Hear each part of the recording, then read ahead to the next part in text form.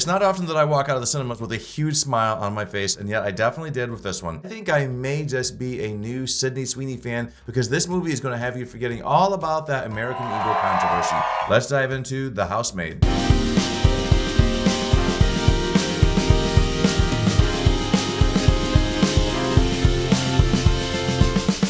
I just ended up seeing this movie, and I do know that it has been out for a bit, so I was really thinking, is this a movie review worth making? Is anyone gonna watch it? But then I said, you know what? Fuck it. I enjoy making these videos, so let's fucking do it. So to sum this movie up in a totally non-spoiler way, Sydney Sweeney ends up taking a job to be a nanny for the Winchester family, but it's not long before shit starts going down, because this ain't no normal, ordinary family. I really enjoyed this movie quite a bit. It has a lot going on. It's very thrilling from start to end. It kept my brain in overdrive because I was trying desperately to figure out what's going on. I knew this is a thriller. There's got to be more going on than what it seems like. So I was paying close attention to some of those like lingering camera shots. Those often do hold clues. A lot of times directors will focus in on a shot as a scene is exiting, and that shot ends up being critical. So if you're new to thrillers, or you're just new to trying to figure out how thrillers are actually being pieced together and what the mystery is, that's a good way to start. Look for those lingering camera shots. But despite how hard I tried to figure out, this movie did constantly keep throwing me for a loop. I was constantly being thrown off the trail and having to start my theories all over again. So right off the bat, I have to give director Paul Feige props for knowing how to keep the tension up, the surprise is constant,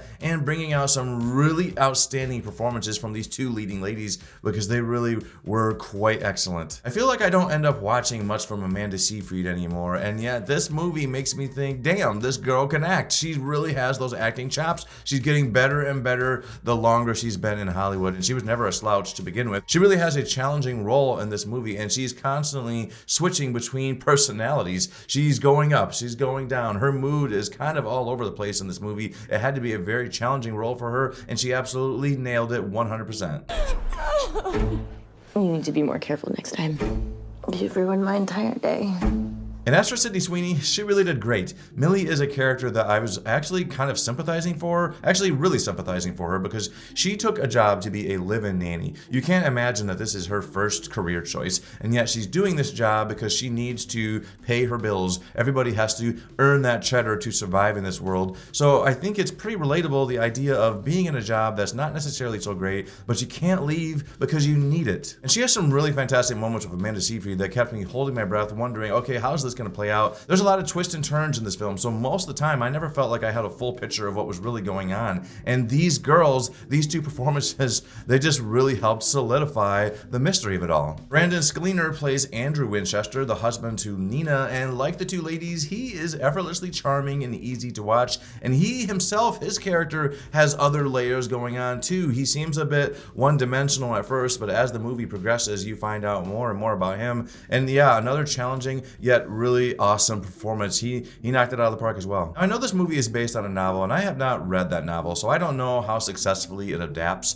the novel. So I don't know if people have read that novel, if they're going to feel differently than me, if they're going to be way more strict, if this is like a loose adaptation. But for me, it was really hitting all the right notes. And I also did recently hear that a sequel is in the works, and while I was watching this movie, you don't tend to hear about thrillers getting sequels, so I was thinking, how's that going to play out? How is there going to be a sequel? But by the time it ended, like I said, I walked out with a big smile on my face, and I am totally on board with seeing more from this director, from this author, because this story was very, very intriguing. This is going to end up being a purchase for me, I'm pretty sure. So yeah, this movie is very much worth watching. When it comes to streaming, or if it's still in theaters, you should definitely go check it out. I think the director did an excellent job setting up the tension, keeping the mystery alive. The throws keep you on the edge of the seat. This cast is really fantastic. It really has so much going on. It's really impossible to get into the meat of this movie too much without spoiling things, and I don't do spoiler reviews. So all I can say is, yeah, it's worth checking out for sure. I was hooked, I was locked in, and I was having a blast the entire time. For me, this movie is a 9 out of 10. If I had any complaints, it would be the few moments where the momentum slowed down a little bit. But even a roller coaster has its slower moments, and yet we still love those.